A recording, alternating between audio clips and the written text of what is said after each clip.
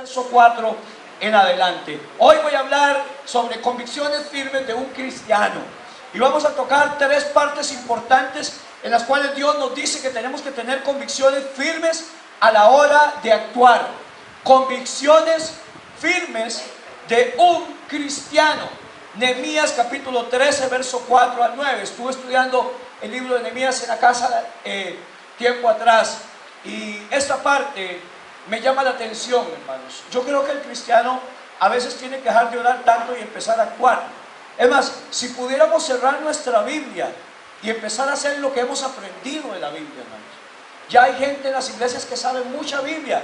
Hay gente en las iglesias que ya conoce la Biblia al revés y al derecho. Pero ¿cuándo va a cerrar la Biblia y empezar a actuar? Nehemías capítulo 13, verso 4 en adelante. ¿Dicen amén cuando lo tienen? Gloria a Dios. Ve lo que dice la palabra de Dios en nombre del Padre, del Hijo y con la comunión del Espíritu Santo. Y antes de esto, el sacerdote Eliasib, siendo jefe de la cámara de la casa de nuestro Dios, había emparentado con Tobías. Es que saben la historia de Nehemías, sabe de qué estoy hablando, con Tobías. Y le había hecho una gran cámara en la cual guardaban antes las ofrendas, el incienso, los utensilios, el diezmo del grano, del vino y del aceite, que estaba mandado a dar a los levitas, y a los cantores y a los porteros, y la ofrenda de los sacerdotes. Mas a todo esto, yo no estaba en Jerusalén, porque en el año 32 de Artajerjes, rey de Babilonia, fui al rey, y al cabo de algunos días pedí permiso al rey para volver a Jerusalén. Y entonces supe del mal que había hecho Eliasib por consideración de Tobías, haciendo para él una cámara en los atrios de la casa de Dios. Y me dolió en gran manera. ¿Y qué hizo Nehemías? Y arrojé todos los muebles de la casa de Tobías fuera de la cámara.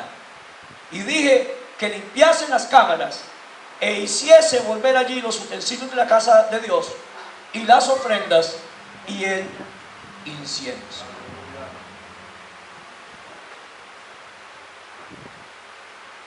¿Por qué le hablo de convicciones firmes de un cristiano hoy?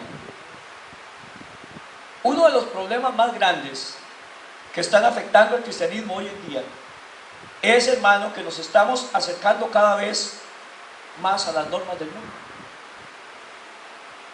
Ya no defendemos nuestros valores cristianos que deben de distinguirnos, o más bien diferenciarnos como cristianos. Como cristianos tenemos que ser diferentes a lo que el mundo dicta. Y cada vez influimos menos en el mundo y cada vez el mundo influye más en nosotros. Cuando nosotros vemos la historia de Abraham con su sobrino Lot, cuando salen y entran a la tierra de Canaán, y Abraham le dice: escoja, porque aquí se están peleando nuestros pastores, los que están pastoreando nuestros rebaños se pelean, entonces escoja usted porque la tierra es muy grande. Si usted escoge al este, yo voy al oeste. Si usted al sur, yo voy al norte. Y Abraham no deja escoger, porque Abraham es el padre de la fe. ¿Y cómo escogió? Abraham escoge sin ver, deja que primero escoja su sobrino Lot. Pero ¿cómo escoge Lot? Alzó sus ojos y vio que las llanuras en Sodoma y Gomorra eran lindas, buenas para pastar, etc. Y él escogió por vista. Y Abraham escogió por fe. El cristiano no se mueve por vista, sino por fe. Pero déjeme decir algo. Dice que él escoge en las llanuras cerca de Sodoma y Gomorra, pero que cada vez más Lot fue acercando sus tiendas a Sodoma y Gomorra. Y cuando viene la destrucción de la ciudad de Sodoma y Gomorra por su pecado, ya no estaba cerca de Sodoma y Gomorra, ya tenía una casa dentro de Sodoma y Gomorra, ya estaba consumido dentro del pecado de la ciudad y ya convivía con el pecado de la ciudad, que iba a ser destruida años más adelante. Entonces, cuando yo digo que tenemos que tener convicciones firmes de cristiano, lo voy a basar en tres puntos importantes. Tomando primero el libro de Nehemías, después el libro de Primera de Samuel y después el libro de Marcos, con respecto a convicciones que hay que aplicar primero con nuestras amistades. Número uno, convicciones como cristianos con nuestras amistades. ¿Sabe que hay algo que le pasa a los cristianos hoy en día? Y es que no sabemos disgustarnos ante las cosas injustas. Al cristiano parece que tuviera embarrado aceite y le resbala todo lo que está pasando en cuanto a las injusticias. En esta historia de Nehemías, hermanos, tenemos que mientras Nehemías había ido a reportarse con el rey Artajerjes, el sacerdote Eliasib había hecho parentela con Tobías. Yo no sé si era que un hijo de Tobías se había casado con una hija de Eliasib, no sé si era al revés, uno de Eliasib con una de Tobías, pero ya estaban mancomunados y habían hecho familia. Es más, este pasaje estaba hablando, cuando leen el libro de la ley, acerca de no dejar que en el templo ni en la ciudad entraran los enemigos de Dios como los moabitas. Y entonces toda la gente que había hecho parentela, el yugo desigual con estos pueblos, fueron y dejaron a sus esposas y se separaron, porque Dios nunca quiso que su pueblo se mezclara con gente que no adorara al Dios vivo. Pero entonces el sacerdote, brincándose todo esto, ya había metido las patas y se había emparentado con Tobías. Tobías, para los que no han leído el libro de Nehemías, era ampliamente en todo el libro declarado enemigo de Dios y enemigo de Nehemías. Y durante todo lo que tiene que ver con la construcción del templo, que es principalmente de lo que trata el libro de Nehemías, del muro, de una ciudad cuyos muros habían sido derrumbados en Jerusalén. Ellos habían sido llevados esclavos en una dispersación. Y Dios le habla a Nehemías por los reportes que traían los judíos que venían de Jerusalén, de que la ciudad estaba caída. Y Nehemías ora a Dios, haya gracia delante del rey Artajerjes y le permite ir a reconstruir los muros. Durante ese periodo y los años de reconstrucción del muro, una de las grandes piedras en los zapatos de Nehemías fue exactamente Tobías. Tobías, Sanbalat y los árabes. Siempre aparece Tobías, especialmente con Sanbalat, amenazando a Nehemías. Cuando están construyendo el muro por la mitad, porque hubo ánimo, dice que le mandó a decir: Sanbalat y Tobías, ese muro que ustedes construyen no sirve para nada, a desanimarlos. Si una zorra se parara encima, se va a caer. Sanbalat y Tobías, cuando vieron que el muro había sido construido y que no podían pararlo, porque hay gente que le gusta que usted esté arruinado toda la vida, y cuando ven que usted se está levantando, más bien se enojan. Ese es Satanás. Pero hay gente que está a su lado y es Satanás, como decíamos la semana pasada en amistades. ¿Cuándo es más fácil ser amigo? ¿Cuando nos va bien o cuando estamos en problemas? La Biblia dice: llorando con los que lloran, riendo con los que ríen. ¿Qué es más fácil? ¿Reír con los que ríen o llorar con los que lloran? Hermano, es más fácil llorar con los que lloran. A la gente le cae mal que usted le esté yendo bien. Hay gente que se llama amistades, pero apenas a usted le va bien, o arregló la casa, o tiene un ascenso, compró un carro, le entran celos, hermanos, y se enoja más bien. ¿Y por qué a mí no? ¿Y por qué a William? ¿Y por qué el otro sí hizo? Es más fácil llorar con los que lloran que reír con los que ríen. Y ahí es donde nos damos cuenta quiénes son las verdaderas amistades, quienes ríen con nosotros cuando estamos riendo. Pues este Tobías del que estamos hablando aquí, hermano, era enemigo público de Israel y enemigo público de Nehemías. Entonces, Nehemías se va a reportarse al rey Artajerjes. Ya había cumplido su labor de construcción de la ciudad. Y cuando llega, ¿qué es lo que se encuentra Nehemías? Se encuentra que el sacerdote había hecho parentela con el enemigo del pueblo y con el enemigo de Israel. Y eso nunca se arregló, William, nunca se arregló. Tobías y Sanbalat incluso mandaron a llamar a Nehemías para matarlo en el desierto. Tobías y Sanbalat hicieron cartas para que fueran abiertas y promulgadas en el pueblo, diciendo que quién sabe qué chorizo tenía Nehemías con ese trabajo. Y cuando usted va a reportarse y viene cansado del viaje, William, y se encuentra semejante menimento viviendo adentro de la casa de Dios, ni siquiera en la ciudad, donde habían quitado una recámara que se guardaban los diezmos de todas las cosas y el incienso, todo lo que se sacrificaba a Jehová, la habían desocupado. ¿Quién sabe a dónde la tiraron? Para meter ahí al bendito Tobías. Ese es el panorama que se encuentran en mías. Por eso, esta primera parte le digo, hay que tener convicciones que tienen que ser aplicadas primero con nuestras amistades, con la gente que nos está rodeando, la gente cercana. Le había hecho un lugar para que viviera el consuelo. ¿Qué le parece? En la casa de Dios había metido al enemigo a vivir en la misma casa, hermanos. Y mucha gente puede decir, ahora sí, ya lo hecho está y hay que meterle pecho, lo hecho pecho. No, señores. Y de eso es lo que yo tengo que hablar hoy. La gente tiene que tener sangre en las venas. El cristiano tiene que enojarse contra el pecado. Y el cristiano no puede estar alcahueteando el pecado. ¿Qué hacemos ahora? Y mucha gente dice, ay hermano, vamos a orar para que Dios arregle eso. De ahí, hermano, voy a esperar a ver si es la voluntad de Dios. Hermano, vamos a ver qué pasa, pidámosle a Dios, entremos en ayuno para ver si Dios va incomodando y metiendo estacas y sacando poco a poco. ¿Sabe, hermano? Yo quiero que usted sepa que en oración, en ocasiones como estas, no podemos solamente orar, sino que hay que actuar. ¿Se acuerda cuando Pablo, en el libro de Corintios, que Pablo lo escribe para contestar a una serie de preguntas que la iglesia de Corintios le está haciendo acerca de cosas que se estaban dando en la iglesia, desórdenes a la hora de la profecía, a la hora de hablar en lenguas, pero también había el caso de un muchacho que vivía con la mujer de su padre. Algo estaba pasando en la iglesia, porque yo creo que la iglesia no debería haber ido a pegarle el salacuartazo a este muchacho. La iglesia tenía que actuar. Y Pablo dice, aunque yo estoy ausente en el cuerpo y presente en el espíritu, le voy a decir algo. ¿Sabe qué hay que hacer con ese muchacho? El tal se ha echado a Satanás. Es decir, sáquenlo de la iglesia. Está contaminando la iglesia, a fin de que su espíritu se salve para el día del juicio. Pero la iglesia no puede estar alcahueteando el pecado dentro de ella. Usted, hermano y hermana, no puede estar alcahueteando el pecado en su casa. Y no puede estar orando cuando debería estar actuando. El dicho a Dios rogando y con el mazo dando no es bíblico, pero de alguna manera está en la Biblia. Mira que te mando que te esfuerces y seas valiente. ¿Por qué? Porque Él dice, Jericó es tuya, ya se la di sus manos, pero te mando que la pulse.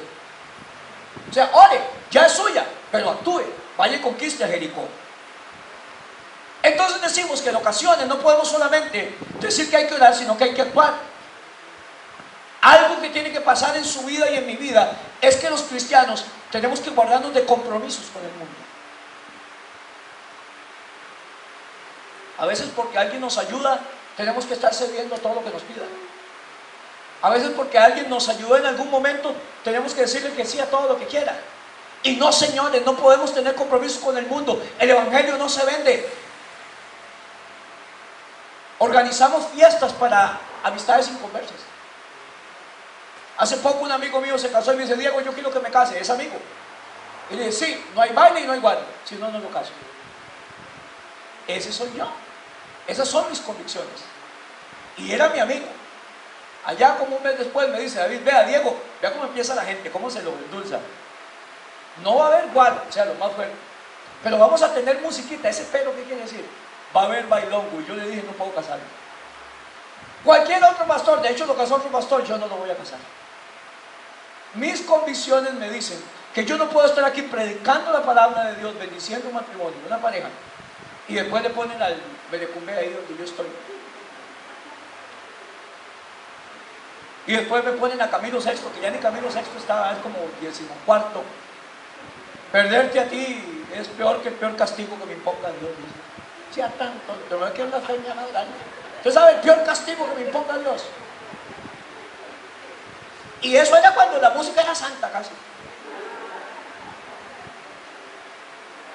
Ahora lo que dicen esas cochinadas, hermano, después de que uno predica que el Señor es lo mejor que uno tiene, a otro le gusta la gasolina. ¿Y cómo hacemos?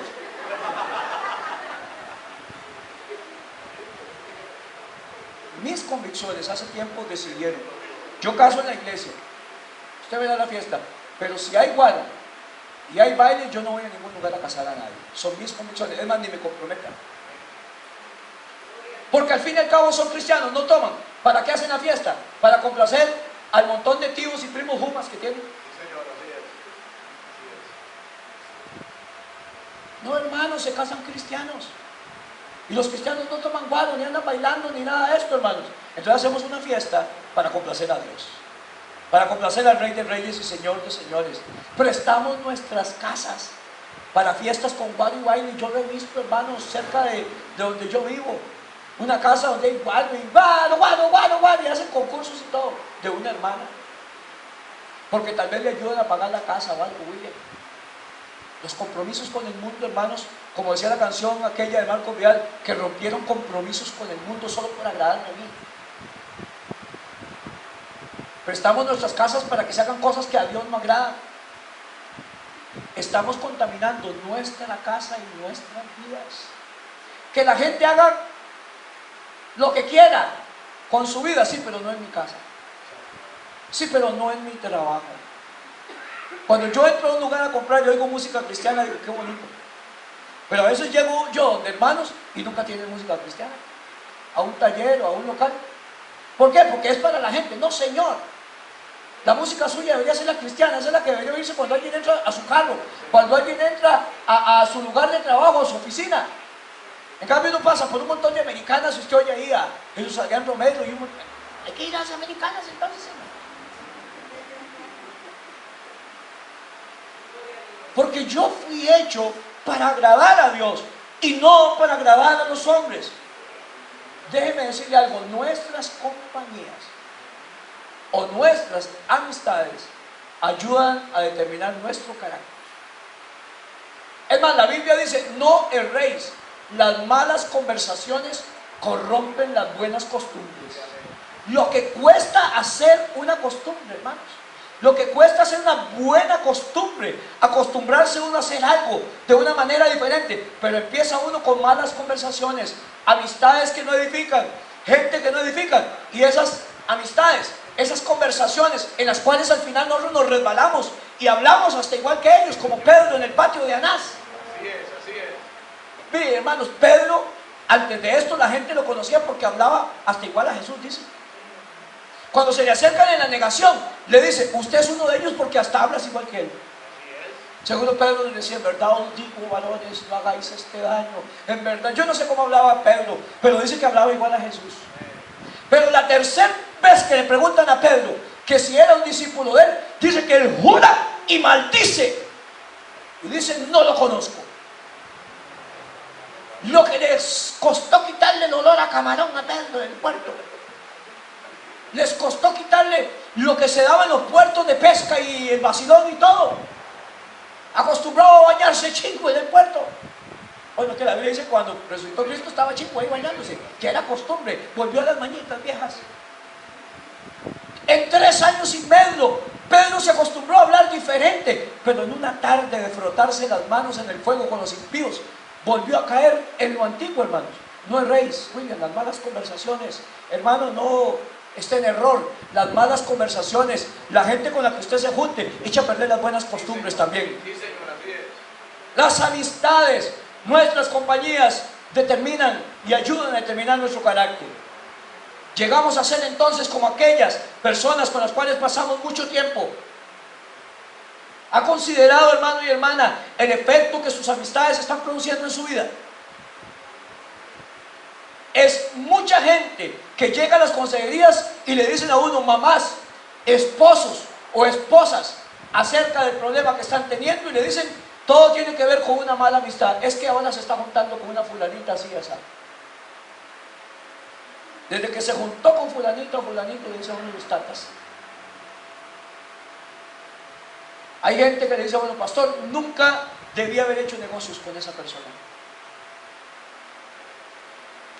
La determinación de todo cristiano debe ser la de mantener los principios que agraden a Dios antes a los que agraden a los hombres.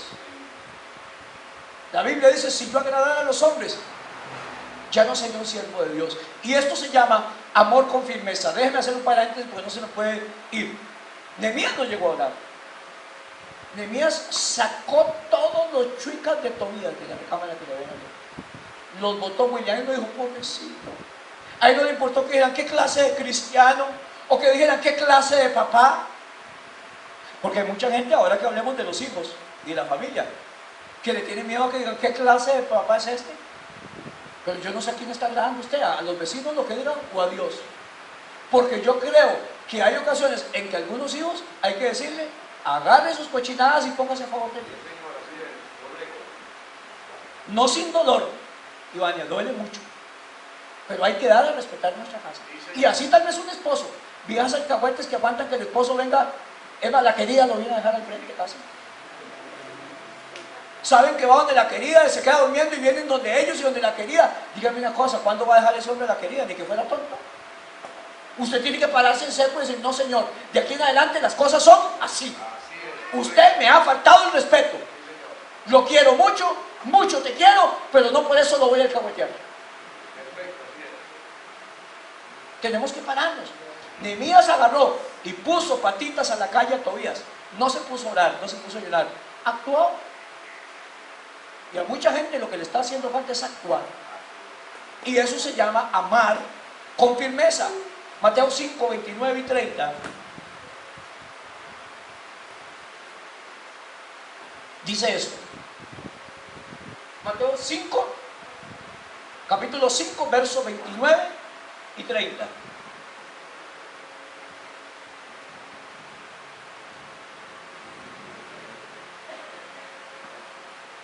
Por tanto, si tu ojo derecho te es ocasión de caer, tu ojo, vea que cercano, sácalo y échalo de ti.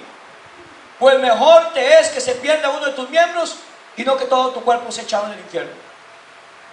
Y si tu mano derecha te es ocasión de caer, córtala y échala de ti. Pues mejor es que se pierda uno de tus miembros y no que todo su cuerpo sea echado en el infierno. Se llaman medidas extremas, amor extremo. Una vez que prediqué de esto, cercenando todo lo que nos está estorbando, hablé de aquella película de 7 días, o no sé cómo es que se llamaba, siempre se me olvida. Y entre más lejos, un alpinista que cae en un hueco y queda guindando y su brazo lo tiene prensado y se está muriendo. ¿Qué fue lo que tuvo que hacer ese alpinista? Es de la vida real. Medidas extremas, Francisco, se cortó el brazo. O me corto el brazo o muero. Y hay gente que tiene que tomar medidas extremas. O corto esta relación de amistad, o de noviazgo, de matrimonio, hermano, o me muero juntamente con él o con ella. Se llaman medidas extremas. Si tu ojo derecho te es ocasión de caer, si tu brazo derecho, el brazo más importante, te es ocasión de caer, córtalo. Es mejor entrar sin un ojo o manco al reino de los cielos que con los dos al infierno. Hay amistades que lo mejor que podemos hacer es cortarlas. Como en algunos negocios, yo digo, hay negocios que el mejor negocio es cerrarlo, porque no está dejando nada, solo pérdida. Voy a ganar más si lo cierro que si lo mantengo abierto.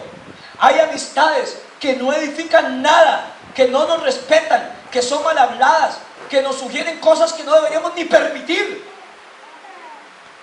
Y lo mejor que debemos hacer es cortarlas. No sentarnos a comer con ellas, no darles más confianza, cortarlas. Hay que fumigar ciertos bichos alrededor de nosotros. Hay que hacer una limpia brava alrededor de nosotros. Hay gente que mejor que me critiquen, como dijo el hermano Memo Neira, que murmuren.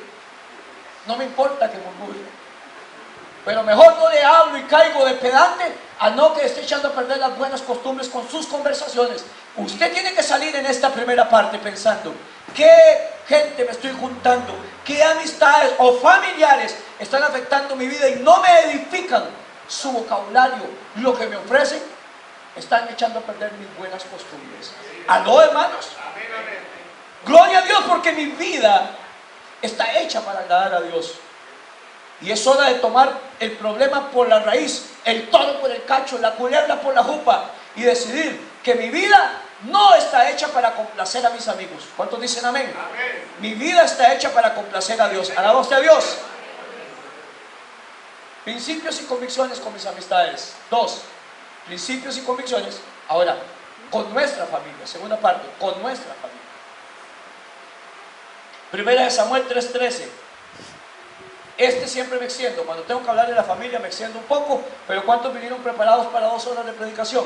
Aleluya. Bueno, vamos a ver si es cierto.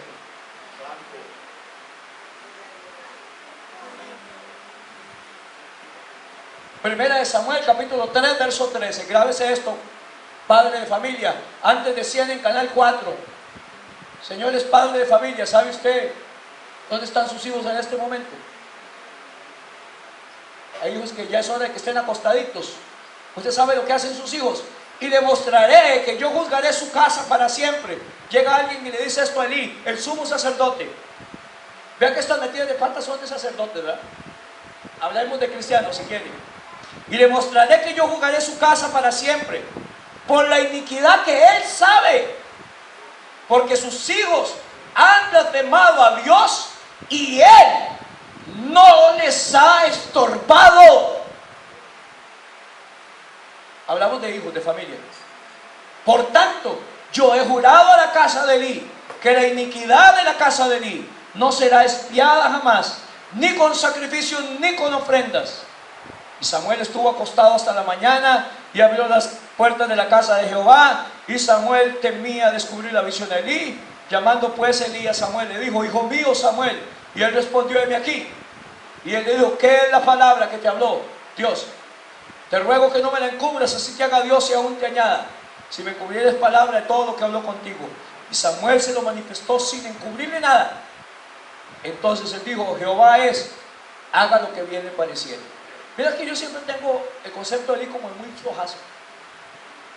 Y yo creo que el siervo de Dios y el cristiano tienen que tener carácter. Y el carácter, firmeza. Por eso estoy hablando un poco de firmeza. Y ahora con la familia.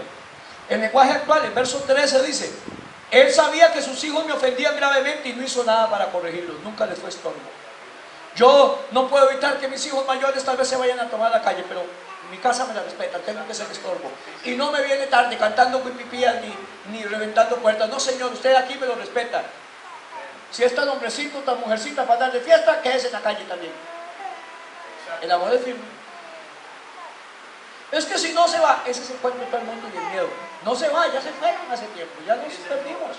Y hay que tomar medidas extremas y dejar a veces que salgan para que sea Dios el que trate con ellos. Porque yo no sé si usted sabía, pero sus hijos, por lo menos los míos, tienen dos padres.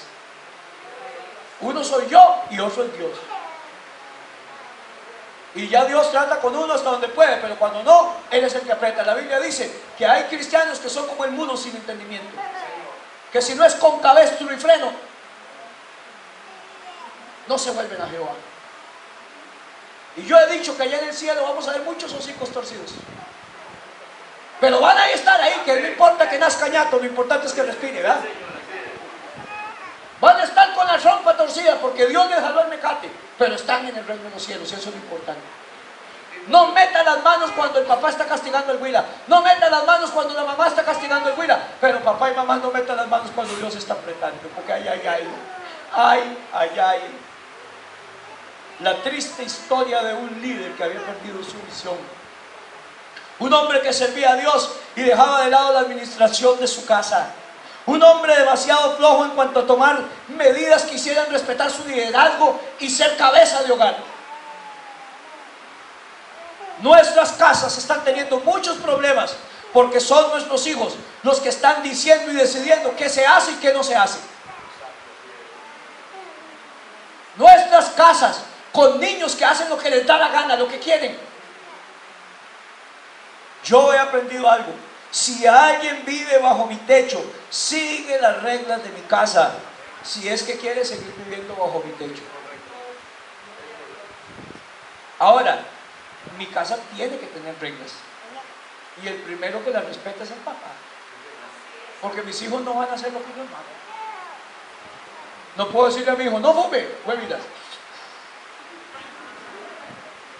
Como el hermano aquel que le decía: no diga aún. Y ese era un vecino mío, un hermano de Arturo.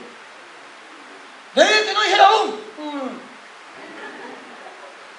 ¿Cómo le dice usted que no diga aún si usted dice aún? El primero que respeta las reglas soy yo. Le hablo a mamá como tengo que hablarle, le hablo a ellos como tengo que hablarle.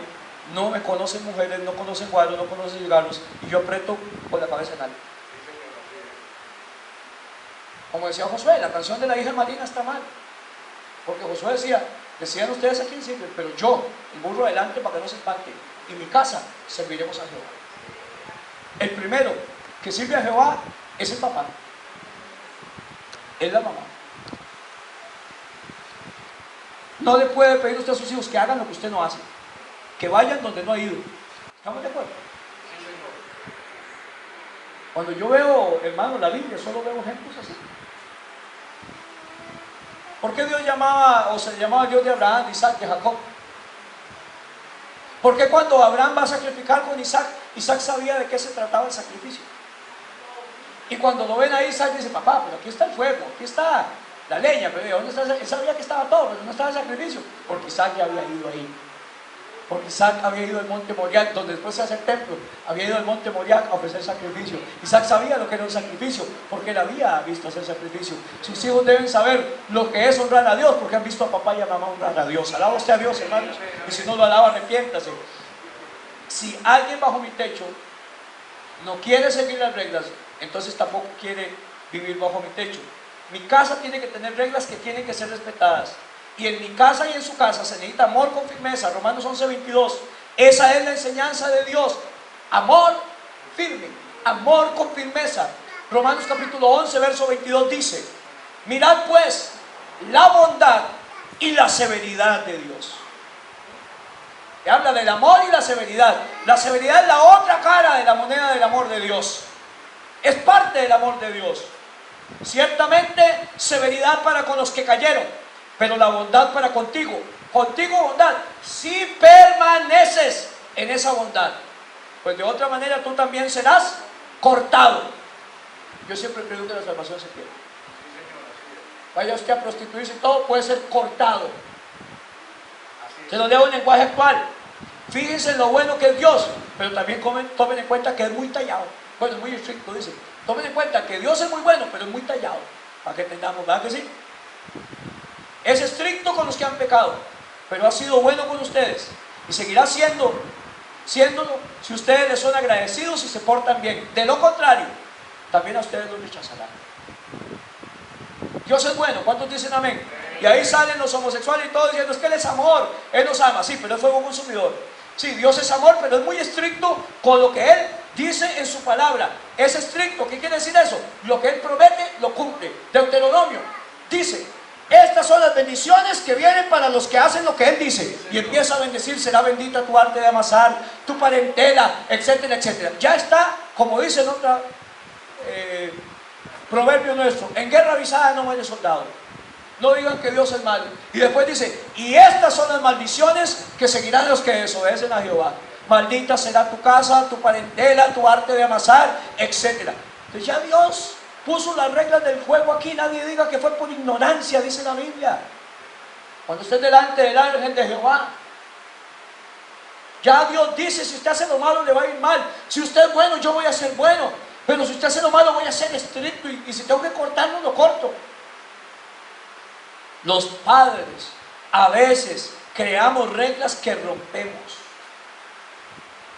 Prometemos disciplina a nuestros hijos si hacen algo malo y después no la aplicamos. Y ante los ojos de ellos nos volvemos flojos. Pura paja. Alcahuetes. Y tanta es pura tusa. Siempre dice y nunca hace. Mi hermana decía, ay, si lo alcanzo, nunca lo alcanzaba. Mi tata decía, si se me hierve la sangre, y la tenía fría como el pingüino. Pero mi mamá, eso era cosa. Usted medio podría jugársela con papá, pero con mamá.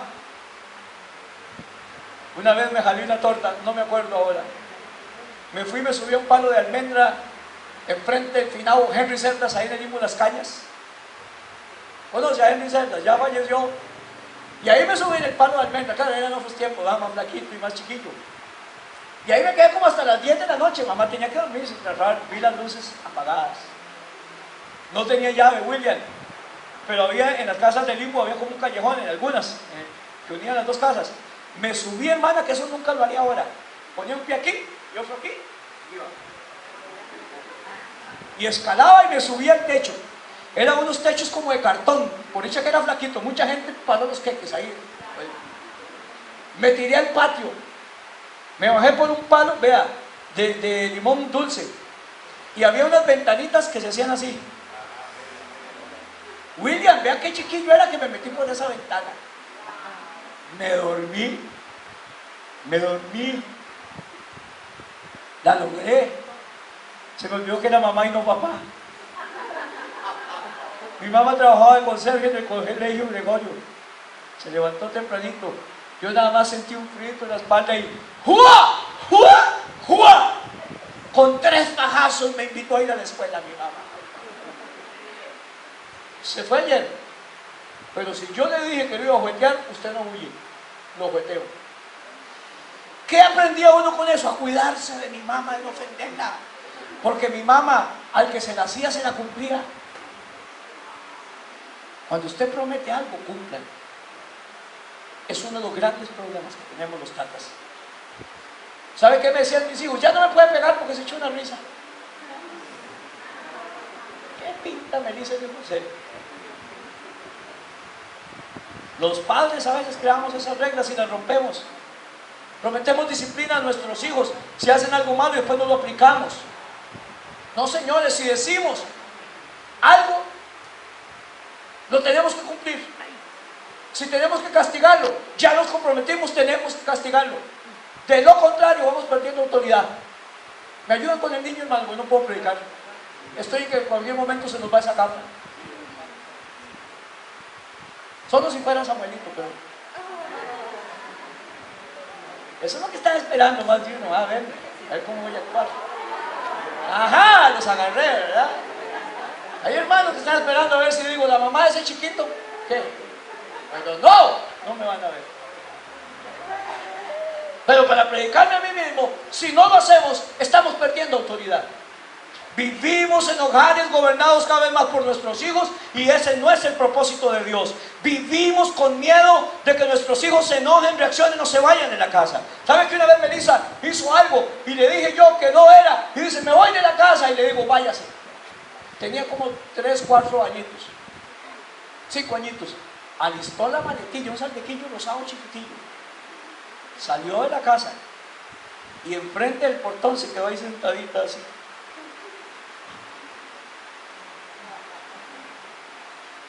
Sí, duele mucho, pero se quedó. Pero la gente tiene que saber que hay autoridad en la casa también. Que ser usted un dictador, hermano, pero las reglas tienen que cumplirse. 1 Timoteo 3, 4 y 5.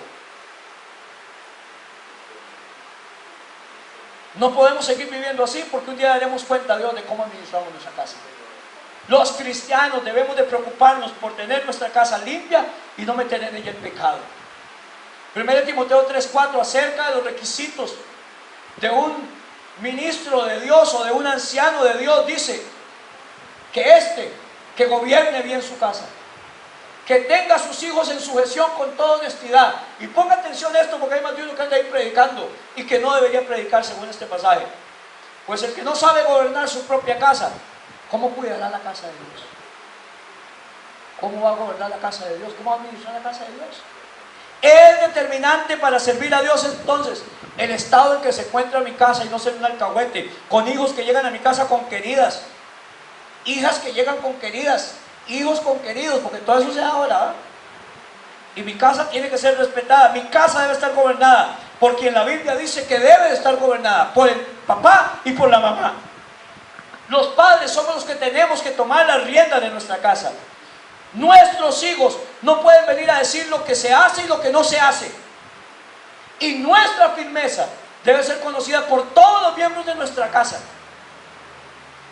Y no puede ser negociada, son principios, son convicciones, no se negocian.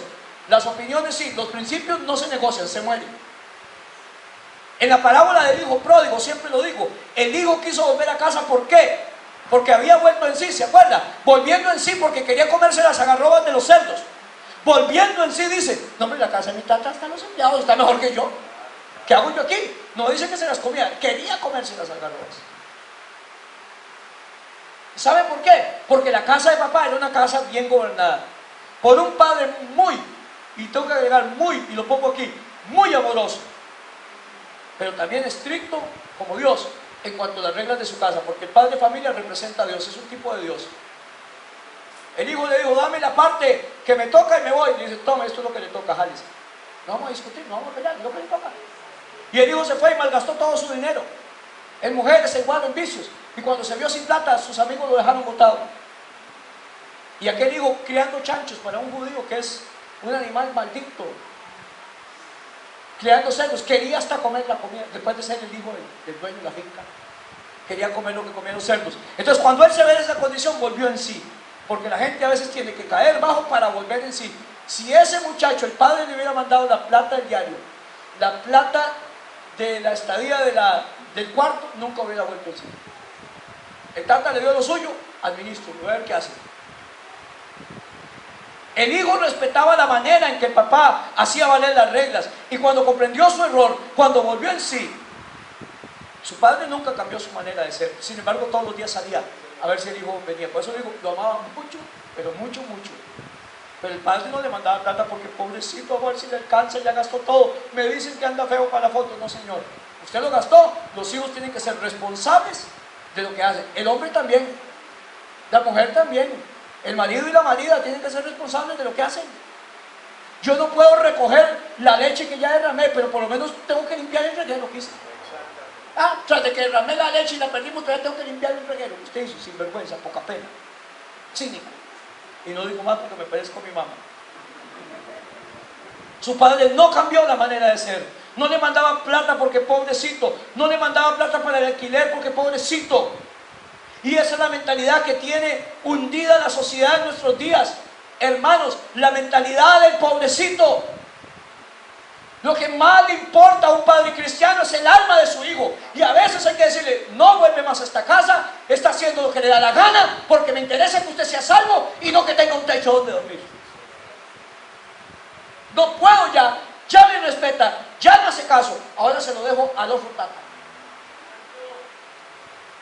El hijo pródigo nunca hubiera vuelto en sí si no pasa por lo que pasó. Fue lo que vivió, fue verse humillado lo que provocó que él volviera en sí y diera perdón a papá. Y según la Biblia, hasta para predicarle arrepentimiento, el hijo pródigo no solamente se arrepintió porque tuvo un remordimiento, que es lo que alguna gente tiene, sino que él dijo, me levantaré y iré a mi padre. Hay un himno precioso y le diré, Padre, he pecado contra el cielo y contra ti, no soy digno de llamarme tu hijo, trátame como uno de tus empleados. Pero no solo lo pensó, como muchos de nosotros, sinvergüenzas y poca penas, sino que cuando llegó el padre le sale al encuentro. Y cualquiera hubiera dicho, ya no digo nada, ya me mandé. Como cuando uno jala una torta y la doña se echa una sonrisa, ya uno no pide perdón. No, señor, no sea sinvergüenza, pide perdón. Si las metió, arréglelas. Enreda los mecates, William. Los desenreda. Yo nunca le desenredo cuerdas a nadie, yo tengo que pescar, a ver cómo hace usted. No, a veces no desenredo ni las mías, las corto porque es más fácil, agrego un suelo y sigo pescando. Me sale más barato la cuerda, perderla.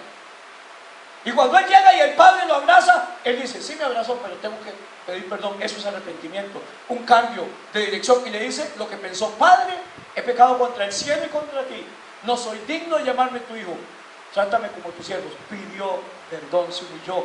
Nunca hubiera llegado a eso el hijo si el papá lo hubiera alcahueteado donde él estaba, si le hubiera mandado plata.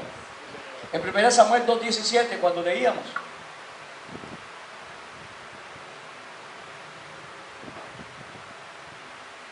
Primera de Samuel 2:17, era pues muy grande delante de Jehová el pecado de los jóvenes, porque los hombres estos menospreciaban las ofrendas a Dios, y venían el cordero y la ovejita que sacrificaban, y dice que el sumo sacerdote, los sacerdotes metían un tridente para sacar la carne que saliera, los pulmones, el corazón, lo que salía. No, ellos antes de quemarlo agarraban la parte más buena, la que le tocaba a Jehová. Menosprecian las ofrendas a Jehová. Verso 22 al 25. Pero Elí era muy viejo y oía de todo lo que sus hijos hacían con todo Israel, y oía cómo dormían con las mujeres que velaban en la puerta del tabernáculo de reunión.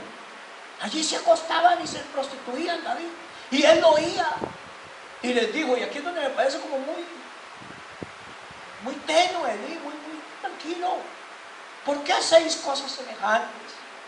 Porque yo oigo de todo este pueblo vuestros malos procederes. No, hijos míos, porque no es buena la fama la que yo oigo, pues hacéis pecar al pueblo de Jehová. Si pecare el hombre contra el hombre, los jueces le juzgarían, mas si alguno pecare contra Jehová, ¿quién rogará por él?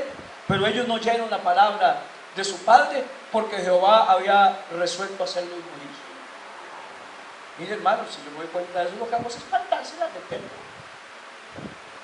No, señores, a partir de hoy, desde que me doy cuenta de eso, ustedes no le sirven a Dios en esta iglesia.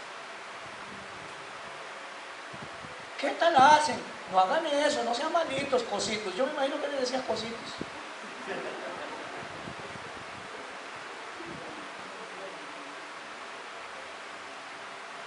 Debemos ser firmes en la corrección y aplicarla, aunque lloremos. ¿Sabe qué dice mi querida y santa madre de Teresa Llora en Lizondo?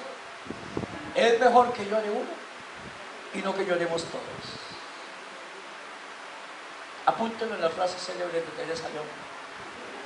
Si aplicamos lo que la palabra de Dios dice, la victoria al final, en el tiempo de Dios, será nuestra.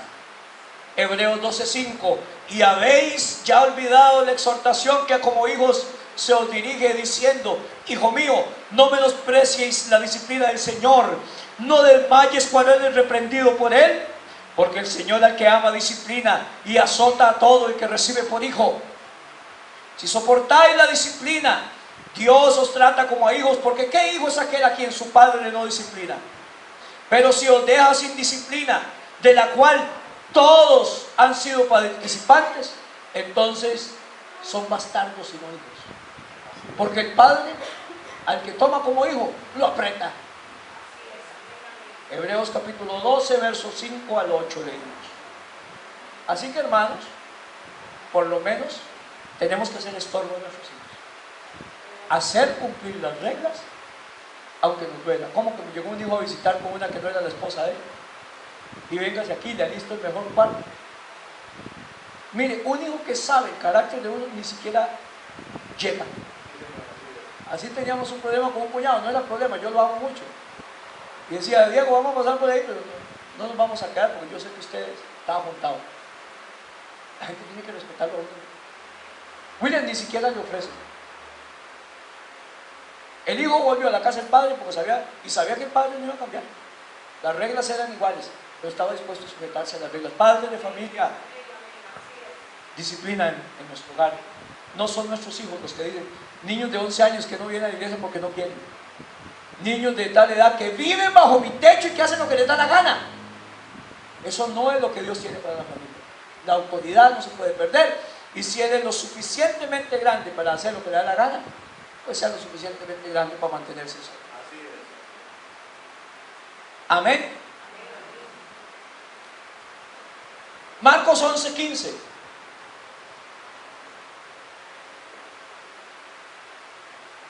Primero con las amistades, segundo con la familia y tercero convicciones con las cosas de Dios. Hoy en día estamos vendiendo el evangelio, el mejor postor. La gente, si habla de solo plata y plata, eso es lo que vamos. Si la gente habla hoy de la risa santa, eso es lo que vamos. Si la gente, no, hermano, no podemos estar vendiendo el evangelio. Mercadería del evangelio es lo que se está haciendo hoy en día. Convicciones con las cosas de Dios. Marcos 11:15. Vinieron pues a Jerusalén, y entrando Jesús en el templo, comenzó a echar fuera a los que vendían y compraban en el templo, y volcó las mesas de los cambistas y las sillas de los que vendían palomas, y no consentía que nadie atravesase el templo llevando utensilio alguno, y les enseñaba diciendo: no está escrito, mi casa será llamada casa de oración para todas las naciones, mas vosotros la habéis hecho cueva de ladrones. Celo por las cosas de Dios, hermano. Jesús llega y se encuentra un panorama que no era malo que vendieran palominos, ni palomas en la casa de Dios, ni los efod de harina, ni nada. Eso no era malo. Es porque estaban vendiéndolo a usura. Por eso dicen: lo han hecho cueva de ladrones. La gente venía a comprar para ofrecer holocausto a Dios, y ellos lo vendían súper elevado el precio, y eso era prohibido en Israel, la usura. Y Jesús entró enchaquetado. Porque la gente necesita sangre, hermano, necesita carácter. El cristiano necesita carácter. Cristo tenía carácter. En las estampitas de Semana Santa lo vemos como muy... Pero no, Cristo era de carácter. Y entró y volcó las mesas de los cambistas. Y Dios libre a alguien atravesar allí con se la hacía espantada. Voló cincha, voló un látigo, que es lo que hace falta hoy en día en la iglesia. Pero ¿por qué escogí Marcos? Porque ve el verso 11 de Marcos.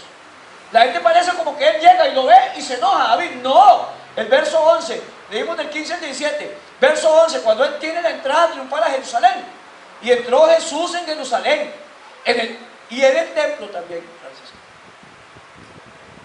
Y habiendo mirado alrededor todas las cosas, ya él vio cómo estaba el arroz ahí y el chorizo. Como ya anochecía, se fue a Betania con los 12. Al día siguiente, cuando salieron de Betania, tuvo hambre y llegó al templo. ¿Sabes? Ya él sabía lo que era. Jesús pasó toda la noche enchaquetado, anudando ahí unas tiritas, haciéndose un lazo bien fuerte. En los otros evangelios pareciera como que Jesús llegó, vio todo y se enojó. Pero en el libro de Marcos dice que él entró al templo, vio todo, como ya anochecía se fue y al otro día de Betania se vino enchaquetado y volcó todo, ya él venía decidido. Él no oró para que la gente no robara en el templo, él no oró para que la gente hiciera la voluntad de Dios, él actuó y dijo, esta es casa de Jehová y no cueva de ladrones, lo que está pasando en la iglesia hoy en día, hermanos. La iglesia no es para ver a la gente con signos de colones ni de dólares. La gente es para ver ovejas y no para maldecir a aquellos pobres que no tienen dinero, sino para predicar la palabra de Dios, que es a Cristo y este crucificado. No es un evangelio de plata ni de super prosperidad. Dios quiere que nos vaya bien, pero esa no es la meta del cristiano ni el llamado del cristiano, porque los pobres siempre los tendréis entre vosotros. Entonces, hermanos, no podemos soportar que se haga mercadería del evangelio. Con las cosas de Dios hay que tener convicciones. Cristianos que andan pactando ahí en la radio y en Canal 23 por un milagro. Por favor, hermanos, ese no es el evangelio de Cristo. Eso no es lo que yo aprendí hace 35 años. Yo aprendí que el justo por la fe vivirá, y si retrocediere no agradará a mi alma. Aprendí que sin fe es imposible agradar a Dios. Aprendí que en el libro de Hebreos, después de leer en el capítulo 13 sobre todos los héroes de la fe, dice que ninguno de ellos alcanzó lo que había sido prometido. Que lo vieron de lejos y lo saludaron, pero no lo alcanzaron. Usted no está aquí para hacerse rico. Usted no está aquí en cuya finalidad tenga el mejor reloj o el mejor carro. Usted está aquí para predicar a Cristo, a un rey de reyes, sí, porque somos hijos de un rey de reyes, y no solo rey de reyes, señor de señores, pero que nació en un pesebre, que no tenía ni a dónde recostar su cabeza y literalmente no tenía ni a dónde caer muerto. Ese es el Cristo que se sigue. Si quiere seguir al de los millones, se equivocó. Seguimos a un Cristo pobre. Dios quiere bendecirnos. ¿Cuántos dicen amén? Amén, sí, Señor. Y si así no fuera, la bendición de Jehová es la que enriquece, ¿verdad, David? Y no añade tristeza. Amén. La gente, por seguir dinero y todo esto, se enredaron en pasiones, porque el raíz de todos los males es el amor al dinero, hermano y hermana. No podemos soportar que se venda la palabra de Dios. Convicciones con las cosas de Dios. No podemos soportar que se predique un evangelio diferente al que ha sido enseñado, dice en el capítulo de Gálatas. Aunque así sea un ángel, un pastor, un profeta o un apóstol, el tal sea maldito si está predicando un evangelio diferente. La sana doctrina no puede ser cambiada. No podemos estar como burro de portal o burro de taxi, diciéndole que sí a todo. Esa jupilla moviéndose para todos lados. Cuando va el taxi ahí va el burro, o los tigres, de todo ahí. La sana doctrina no se cambia. No podemos decir que sea todo lo que se predica hoy, por santo que sea, por apóstol que sea, por profeta que sea. Es hora, hermanos, termino con 3 puntos, de vivir un cristianismo que cueste, en el cual hay que pagar el precio, porque se pagó un precio muy alto, la sangre del Santo de Israel. Miras lo que me duele a mí hablar de esto a la iglesia. ¿Por qué somos engañados tan fácil? ¿Por qué por tener que tocar, palpar y ver, compramos milagros y nos escarriamos de la verdadera palabra de Dios hoy en día, hermanos? Cuando nos piden plata por una oración, hermanos, el tal sea anatema también. Porque lo que de gracia hemos recibido, de gracia damos. Porque usted cree que yo salvo a alguien, yo no salvo a nadie. Es Dios que en su gran misericordia, dice Pablo, nos tuvo por dignos del ministerio. Es hora de vivir un cristianismo que cueste porque se pagó un gran precio por él. Es hora de botar las mesas de los cambistas y decir: mi casa es casa de oración y no se puede convertir en una cueva de ladrones. La iglesia es la iglesia de Dios y no una cueva de ladrones. Así es, sí señor. Es correcto. Si usted está pactando con emisoras de radio y todo, arrepiéntase, hermanos. Porque las cosas hay que joderse. Hay que orar más, hay que leer más la Biblia, hay que tener fe, porque el que se acerca a Dios crea que le hay es galardonador de los que le buscan. No es con dinero. Pedro le dijo a aquel Simón, el mago: perezcan tú y tus dineros, queriendo comprar el don del Espíritu Santo. Porque Pedro sanaba a la gente. Se pudo haber hecho de plata Pedro, pero estaba vendiendo el evangelio. Y por último, hermanos, llegó la hora de determinarnos a sufrir la sana doctrina de Cristo. Tal vez, hermano y hermana, vamos a ser señalados por todos los demás, por las demás iglesias y por los demás grupos, por ser diferentes, pero no vender nuestras condiciones ni nuestros cimientos por nada del mundo. ¿Cuántos alaban a Dios? Iglesia, despierta, estudie la Biblia. Cuando algo suena diferente, es diferente. Vuélvase a Dios y Dios se va a volver a ustedes. A veces Dios da y a veces Dios no da. A veces Dios guarda silencio. A veces Dios nos está enseñando a través del tiempo de espera. Porque ninguno de nosotros manda a Dios. Dios da lo que tiene que darnos porque Él sabe de qué cosas tenemos necesidad. No te desesperes, ni te precipites, pites. Y usted manténgase firme en la palabra de Dios. Encomienda a Jehová tu camino y confía en Él, y Él hará. Convicciones para nuestras amistades. A más de uno hay que fumigarlo ya, porque no nos conviene ni siquiera comer con ellos. ¿Estamos bien? Convicciones para nuestra familia. Y sobre todo convicciones para las cosas de Dios. Que Dios nos agarre confesados. Amén.